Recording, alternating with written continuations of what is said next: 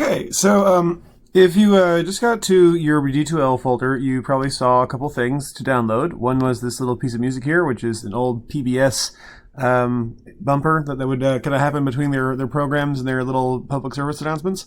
And you got this .ai file, which is a Adobe Illustrator artwork file.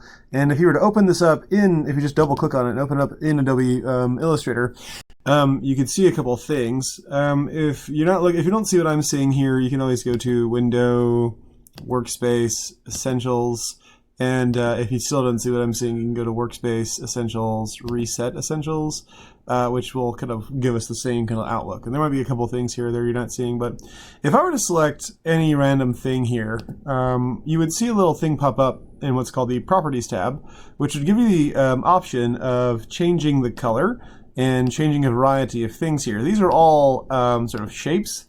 These aren't actual letters. In order to change the letters, it would actually create a bigger file. So I wanted to keep it kind of small. So we're going to start with this, and then eventually we'll start kind of branching out. But we're going to create a little animated bumper that's going to come on when we decide to air a PSA on the news.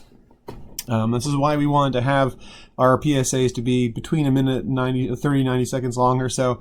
So making sure we have all this is kind of there. So what I can ask you to do here is, like, if you want, if you feel so inclined, you can change the color of the text. You can change the color of the shadows by simply clicking on the actual shadow here and then clicking fill and then choosing a new color, right? So I can make this light blue. I can make this guy right here by clicking on the little blue there. It'll select it. Now notice it's only selected this little C here. That's because what this is an effect. It's basically sort of saying this is the little shape here, but if we were to change this shape, we could change the way the shadow looked. And the shadow essentially is just the shape multiplied 1,000 times and then like kind of move down a half pixel and over a half pixel and stuff just to create the smooth little row. And you'll see obviously you saw what the effect was. So like I said, you can change the colors to whatever you'd like. I'm going to keep mine on the darker side, kind of on the pale side here. I'll see if I can't avoid reproducing any colors here. So maybe like a purple color. That'd be neat. And this yellow, maybe I'll change this to like, I don't know. I don't want it to be too muted, maybe like a darker blue. All right, and so you can change the colors whatever you like. If you're looking for ideas, you can always visit any number of color palette generators. There's a color.adobe.com and various other things. I'll leave a link in the folder there. But anyways, once you have all your changes that you want to make, just make sure you save it and make sure it saves to a place where you can find it. And so you find it here, and then you want to go ahead and open up After Effects. And we're going to go ahead and make a new composition. Once again, we want to make it 1920 by 1080 with 30 frames a second.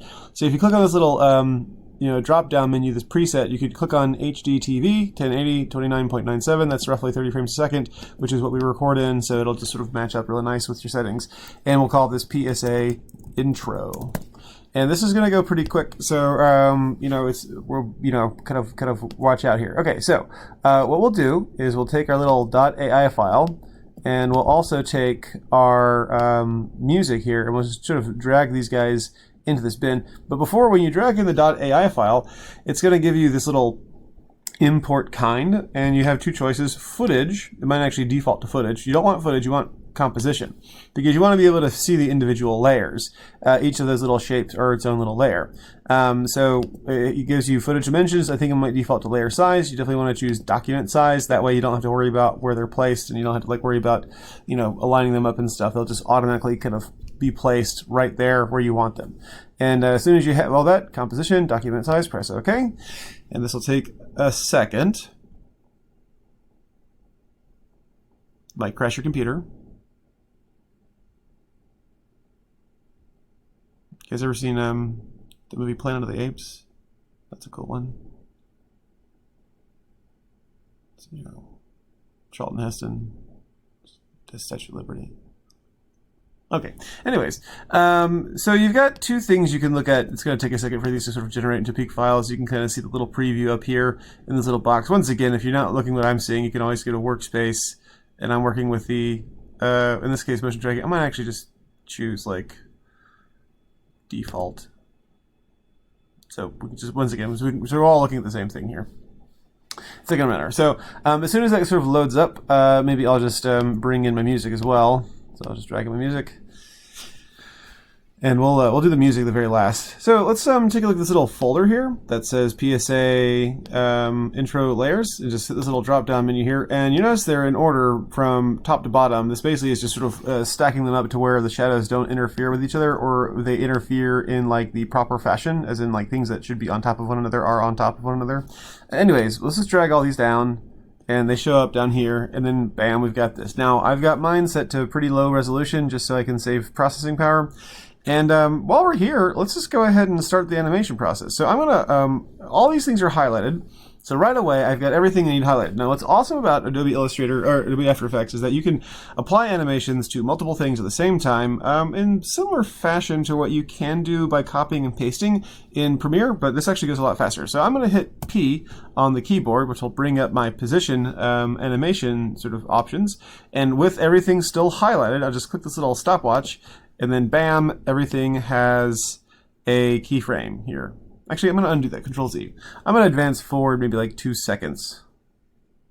By the way, my intro right now, this is about 14 seconds long because the music is 14 seconds long, but obviously you can trim this down at any point when you drop it into Premiere. You don't want it to be, you don't need it more than a minute. We don't want our intro to be any more than 10 seconds long. So anyways, let's advance forward 2 seconds, and let's hit the stopwatch, and then we've got our position. So everything's going to land here, in the middle. And let's drag our little timeline marker here, and with everything still selected, we can actually just kind of reach up and drag and just sort of pull everything down.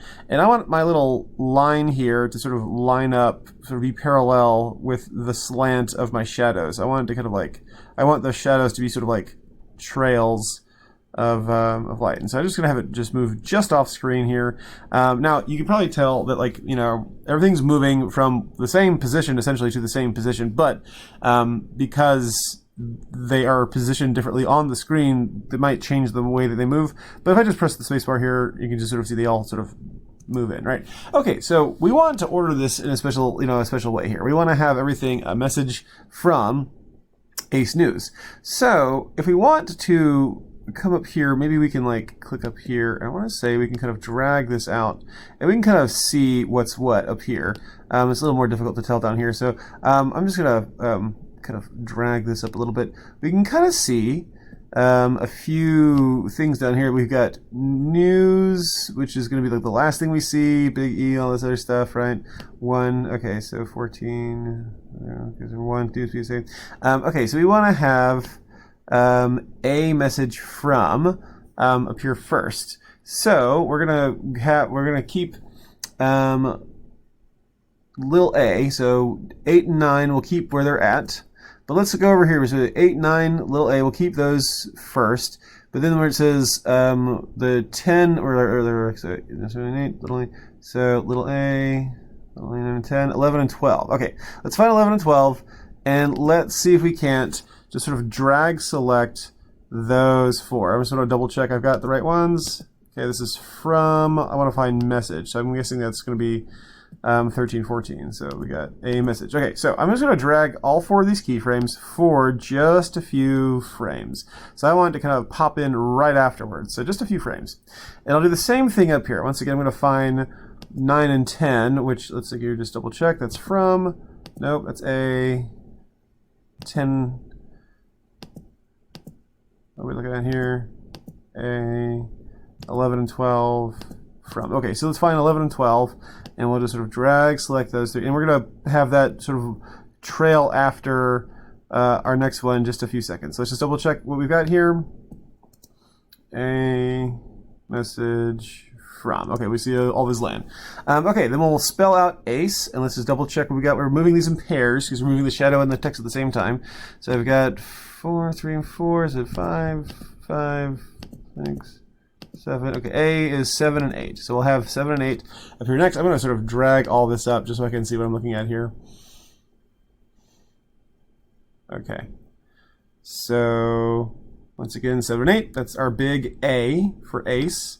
So we'll just drag that, and we'll sort of drag this. Once again, I'm sort of moving this forward just slightly behind our last one. We don't want too much of a difference there. We don't want it to take too long.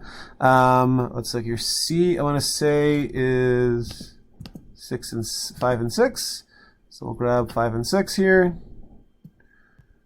Just double check. We got what we need, right? Okay, so 5 and 6. So just a little bit ahead, not much. And then we're going to drag 3 and 4, I want to say. 3 and 4, that's E. I'll drag those together. And we'll have that be just a little bit ahead there. And then finally news, which is 1 and 2. We'll have that, we'll drag all that ahead. And we'll pull that all together like this. Okay. Cool, so let's see what we got. A message from Ace News. Cool, awesome. All right, that looks mighty fine. All right. Okay, so what we want to do now is we want to make all of our little trails disappear. So I'm going to just click off of whatever. I'm going to press the letter U on the keyboard. I'm going to save this real quick. I'm going to save this into my PSA intro. So it's PSA intro example. Okay, so make sure you're saving it in a spot where you know it's at.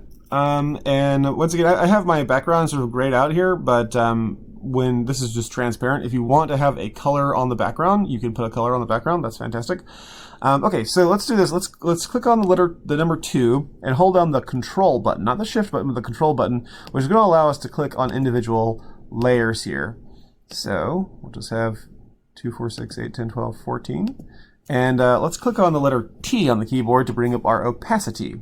And so we'll click on the stopwatch for 100, and we'll sort of advance forward like maybe half a second or so between 5 and 6. If you can't tell that, you can sort of zoom in if you'd like. It's measuring that in frames. And I'm going to drag my opacity down to 0, like so. And then once again, I'm going to hit the letter U on the keyboard. And it's going to bring up all those. And so once again, I can sort of like just drag these and sort of pull these to sort of fade out right as the letter gets there. So I'm going to sort of drag these to be even with the final keyframe in my position. So real simple, dragging these in together here. Okay.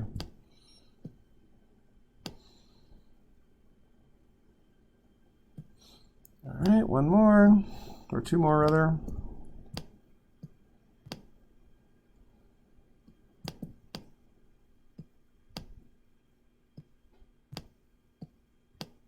Pull this in.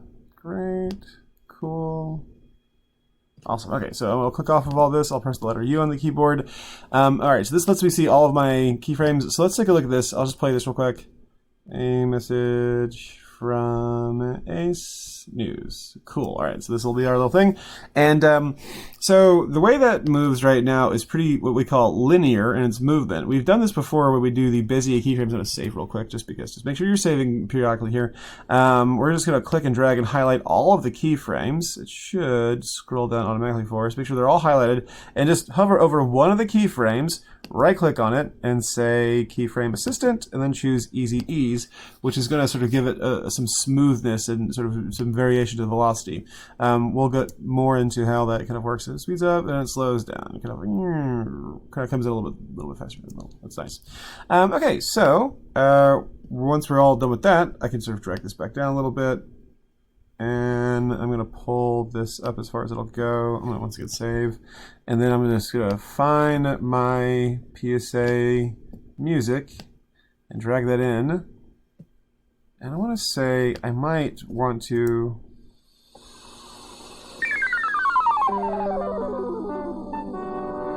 Actually, it ended up being kind of nice because it sort of like, you know, hit those little notes as soon as it came in. All right, so there's that. Once again, we can leave this whatever length you want because then you can kind of cut it off short. You can have it be 6 seconds long when you put it into your PSA. So we don't even have to. We don't have to.